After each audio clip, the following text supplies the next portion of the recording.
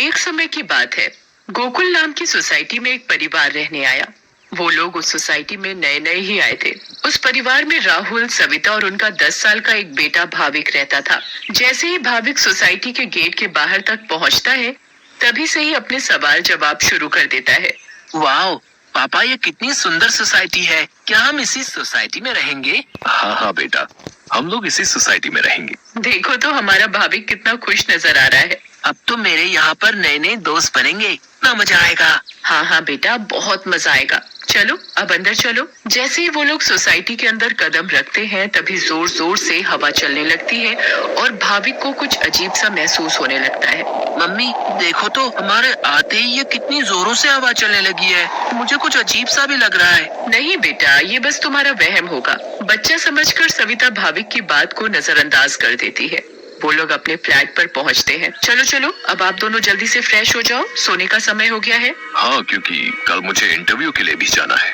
भाविक, राहुल और सविता कमरे में जाकर सो जाते हैं। ऐसे ही चलते चलते उन्हें 1 महीना बीत जाता है। एक दिन राहुल का बॉस उसे ऑफिस के काम से सूरत जाने को कहता है। ये तो कितनी अच्छी खबर है। मैं ये बात सोसाइटी जाकर सविता और भाविक को बताऊंगा, तो वो दोनों भी बहुत खुश हो जाएंगे। राहुल घर जाकर ये बात सविता और भाविक को बताता है। सविता, ओ सविता, कहाँ हो तुम? तुम्हें एक खुशखबरी देनी है। अरे हाँ हाँ, क्या हुआ? इतना क्यों चिल्ला रहे हैं आप? हाँ पापा, क्या हुआ? आप इतने खुश क्यों नजर आ रहे हो? अरे खुश ना हो तो क्या करूं, बात ही ऐसी है। अब आप बताएंगे भी, क्या बात है? मुझे मेरी नौकरी की तरफ से सूरत ले जा रहे हैं। बहुत बड़ा प्रोजेक्ट है। अगर सब अच्छे से हो गया तो क्या पता वहाँ से आने के बाद मेरा इंक्रीमेंट भी हो जाए। अरे वाह, ये तो बहुत अच्छी खबर है। वाह पापा, आप तो सूरत जा रहे हो। मैं भी जाऊंगा, मैं भी जाऊंगा। बेटा, मैं तुम्हें अपने साथ नहीं ले जा सकता। और सविता, तुम मेरा सामान पैक कर दो। मुझे आज ही रात 12 बजे तक निकलना है। मैं बस कुछ ही दिनों के लिए जा रहा हूँ। सविता राहुल का सामान पैक कर देती है और राहुल उसे रात 12 बजे सूरत के लिए निकल जाता है। चलो भाविक, अब तुम भी जल्दी से दूध पीकर कमरे में सोने चलो। ठीक है मम्मी। सविता और भाविक अपने कमरे में चले जाते हैं। सविता तो सो जाती है, मगर भाविक को नींद नहीं आती। बहुत तेज बारिश होने लगती है। भाविक बालकनी में जाकर खड़ा हो जाता है और बारिश के मजे लेने लगता है। वाह, कितना सुंदर नजारा है। भाविक की नजर अचानक सामने वाले फ्लैट पर पड़ती है, तो वहाँ एक मोमबत्ती जल रही होती है। ये क्या है? ये सामने से कैसी रोशनी दिखाई दे रही है? ऐसा लग रहा है जैसे कोई मोमबत्ती जली हुई हो। अगर जब से हम यहाँ आए हैं, तब से तो ये फ्लैट बंद पड़ा है। भाविक को फिर अचानक से एक औरत चलती हुई दिखती है। अरे ये औरत कौन है? कहीं यहाँ कोई भूत तो नहीं? मम्मी, मम्मी, भूत, भूत, मम्मी, मम्मी बचाओ, मुझे बचाओ। क्या हुआ बेटा, क्या हुआ? तुम इतना क्यों घबरा रहे हो? मम्मी, वो भूत, भूत। क्या बोले जा रहे हो तुम? ठीक से बोलो, मुझे कुछ भी समझ में नहीं आ रहा है। मम्मी, मुझे नींद नहीं आ रही थी, तो मैं बालकनी में जाकर खड़ा हो गया और बारिश देखने लगा। तभी मैंने सामने के फ्लैट में जलती हुई मोमबत्ती देखी और एक औरत को देखा। नहीं बेटा, ये भूत वूत कुछ नहीं होता। ये तुम्हारे मन का वहम है। नहीं मम्मी, मैं सच कह रहा हूँ। नहीं बेटा, चलो अब सो जाओ, रात बहुत हो रही है। नहीं, मैं आपको लेकर जाता हूँ। अच्छा चलो, दिखाओ कहाँ है भूत। फिर भाविक सविता को बाहर लेकर जाता है। कहाँ है भूत? मुझे तो कहीं कोई नहीं दिख रहा।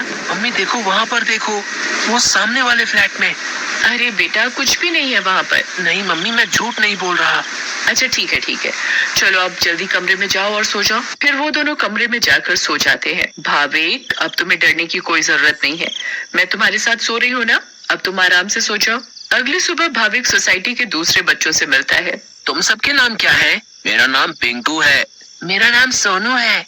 और मेरा नाम गोली है। सारे बच्चे मिलकर पूरा दिन खूब मस्ती करते हैं।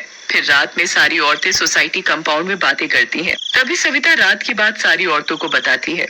दूसरी ओर भाविक और उसके सारे दोस्त लुका छुपी खेल रहे होते हैं। पिंकू गिनती करना शुरू कर देता है। तभी सारे बच्चे इधर उधर छिप जाते हैं, मगर भाविक खेल खेल में अपने फ्लैट के सामने वाले फ्लैट के दरवाजे तक पहुंच जाता है। उसे ये पता नहीं होता कि ये वही फ्लैट है जिसमें कल रात उसने एक औरत को जलती हुई मोमबत्ती के साथ देखा था। अरे ये दरवाजा तो खुला हुआ है और यहाँ तो कितनी सारी लाइटें हैं। चलो अब मैं जल्दी से इस घर में छिप जाता हूँ, ताकि मुझे कोई ढूंढ ही ना पाए। वो जगह ठीक है, मैं उस कमरे में जाकर छिप जाता हूँ। भाविक जैसे ही उस फ्लैट के कमरे की ओर जाने लगता है, वैसे ही बाहर की सारी लाइट्स लुप लुप होने लगती हैं। ये क्या हो रहा है यहाँ पर? अचानक ये लाइटें लुप लुप कैसे होने लगी? भाविक इधर उधर देखने लगता है। तभी भाविक की नजर दरवाजे के ऊपर पड़ती है। ये दरवाजे के ऊपर क्या लिखा हुआ है? भूत! मम्मी, मम्मी बचाओ बचाओ! भाविक चिल्लाते हुए सोसाइटी कंपाउंड में जा पहुंचता है। अरे, ये आवाज तो भाविक की लग रही है। ये तो भाविक की आवाज है। भाविक की आवाज सुनकर सारी औरतें और आदमी कंपाउंड में जमा हो जाते हैं। तभी वो देखते हैं कि सामने से भाविक भागते भागते चला आ रहा है। मम्मी, मम्मी, वहाँ सच में वहाँ भूत है। क्या हुआ बेटा भाविक? हाँ बेटा, क्या हुआ? तुम इतने घबराए हुए क्यों लग रहे हो? हाँ बेटा, कुछ तो बताओ। कहीं तुमने फिर से सामने वाले फ्लैट में भूत तो नहीं देख लिया? भूत? भूत? कहाँ है भूत? मैं छुपने के लिए एक फ्लैट में चला गया क्योंकि उसका दरवाजा खुला हुआ था। मैंने वहाँ लिखा देखा। क्या लिखा देखा और कहाँ देखा? कि यहाँ से चले जाओ वरना मैं तुम्हें मार दूंगी। चलो बेटा, तुम हमें वहाँ लेकर चलो। हाँ, चलो अंकल, मैं आपको वहाँ लेकर चलता हूँ, आप खुद ही देख लेना। भाविक सभी लोगों को उस फ्लैट में लेकर जाता है। कहाँ लिखा है बेटा? अरे, यहीं तो लिखा था। चलो भाई, यहाँ तो कुछ भी नहीं है। बेटा भाविक, चलो अब चलो। सभी लोग भाविक को वहाँ से ले जाते हैं, मगर भाविक उस दरवाजे को देखते देखते चलता है। नहीं अंकल, मैं सच बोल रहा हूँ। हमें इस बच्चे की बात एक बार मान लेनी चाहिए और आज रात मिलकर सोसाइटी पर नजर रखनी चाहिए। हाँ, आप सही बोल रहे हो। क्या पता ये सब सच हो। तो ये तय रहा कि आज रात हमारे पति सोसाइटी की देखभाल करेंगे। उस रात 3 आदमी सोसाइटी के गेट पर खड़े रहकर सोसाइटी की देखभाल कर रहे थे। मुझे जरा बाथरूम जाना है, मैं बस अभी जाकर आता हूँ। हाँ ठीक है, तुम होकर आओ। क्या हुआ जी? गुड्डू को बहुत डर लग रहा है और वो बोल रही है कि आप ही उसे सुलाएंगे, तो आप जरा ऊपर आकर उसे सुला जाएंगे? ठीक है, अभी आता हूँ। दूसरा आदमी पहले आदमी से बोलता है, मैं जरा अपनी बेटी को सुलाकर आता हूँ, उसे डर लग रहा है। अब सोसाइटी के दरवाजे पर सिर्फ रमेश यानी तीसरा आदमी ही बचता है। कहाँ रह गए ये दोनों? वो आदमी इधर उधर घूमता रहता है और अब उसे भी अकेले डर लगने लगता है। तभी उस आदमी को किसी औरत का साया दिखता है। उसके लंबे खुले हुए बाल और पायल की छम छम आवाज। चुड़ैल, बचाओ बचाओ, चुड़ैल। फिर अचानक वो चुड़ैल उसके सामने आ खड़ी होती है और आदमी बहुत तेज चिल्लाता है और वहीं बेहोश हो जाता है। अरे, ये चिल्लाने की आवाज किसकी आई? हाँ, आवाज तो मुझे भी आई। चलो चलकर देखते हैं। सारे सोसाइटी वाले अपनी बालकनी में आ जाते हैं तो वो क्या देखते हैं कि वहाँ रमेश बेहोश पड़ा हुआ था। ये आवाज कैसी आई थी? फिर सोसाइटी वाले नीचे आ जाते हैं तो वो वहाँ पर रमेश को जमीन पर पड़ा हुआ देखते हैं। सब जल्दी से नीचे आते हैं। सविता और भाविक भी नीचे आ जाते हैं। अरे, कोई इन्हें होश में लाओ। उठिए भाई साहब, उठिए। फिर कुछ ही देर में रमेश को होश आता है और वो सारी बात सोसाइटी वालों को बताता है जो उसके साथ कुछ देर पहले हुई थी। तभी सोसाइटी में अजीब सी आवाजें आने लगती हैं।